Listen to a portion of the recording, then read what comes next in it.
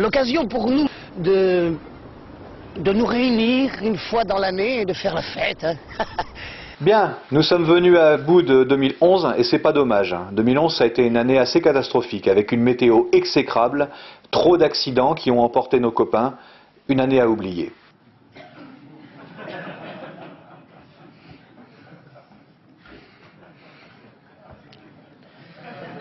À l'occasion de la nouvelle année, Ulmac forme le vœu que nous connaissions une meilleure conjoncture.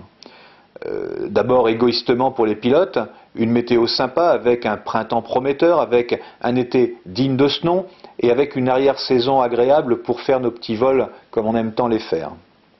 Tout va s'arranger. C'est peut-être beaucoup demandé, mais comme le font les avocats, c'est en réclamant le maximum qu'on souhaite obtenir le minimum. Souhaitons aussi que les hausses attendues des carburants ne soient pas un obstacle à nos vols. Et il y a beaucoup de déceptions aussi. Je souhaite que les constructeurs continuent à faire évoluer leurs machines, non pas pour atteindre ou dépasser 300 km/h, ce qui n'est pas réellement dans l'intérêt des ulmistes, mais plutôt pour rendre leurs machines plus agréables, plus confortables, avec une meilleure maîtrise de l'énergie. Je pense par exemple dans la catégorie des multi-axes qu'il est encore bon de chercher dans la classe des motoplaneurs des produits qui soient à la fois faciles à utiliser, bien sûr performants, et qui donnent un côté sportif au vol un petit peu à la manière des planeurs. En 2012, votre magazine va connaître de profondes évolutions que nous devons à Fabrice, le terminateur des ordinateurs comme il aime à se définir lui-même. C'est lui qui dans l'ombre écrit les milliers de lignes de code qui permettent de rendre Ulmag toujours plus performant, toujours plus convivial. On met toute cette pensée, cette concentration sur une personne. La prochaine version sera beaucoup plus dynamique avec une meilleure interactivité.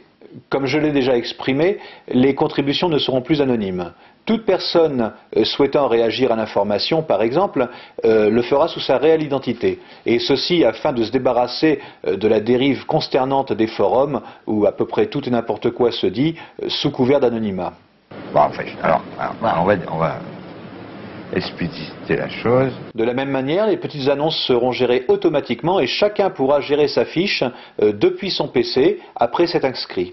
Particuliers, clubs, professionnels auront accès à des pages personnelles, une sorte de réseau social qui permettra ensuite de multiples applications. Bon, tout ne se fera pas en un jour, mais comptez sur Fabrice, dont la motivation n'a jamais été aussi grande pour pondre des petits moteurs informatiques. En fait, pendant que nous cramons de l'essence à peu près 200 mètres d'altitude, eh bien lui, il crame des processeurs à 200 €. À chacun ses petits plaisirs. C'est un con.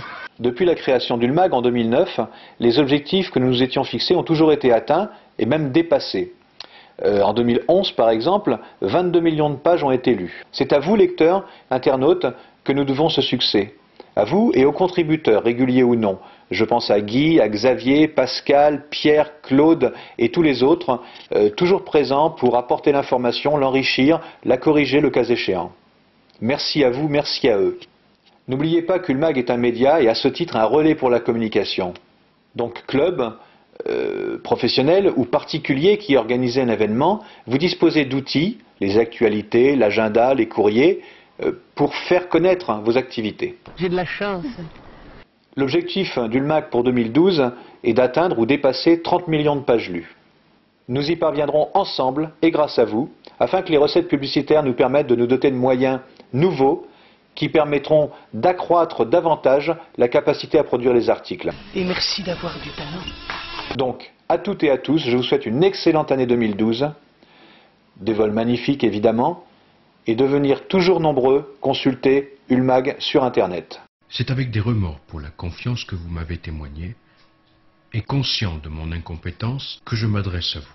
Je suis désolé, j'ai menti.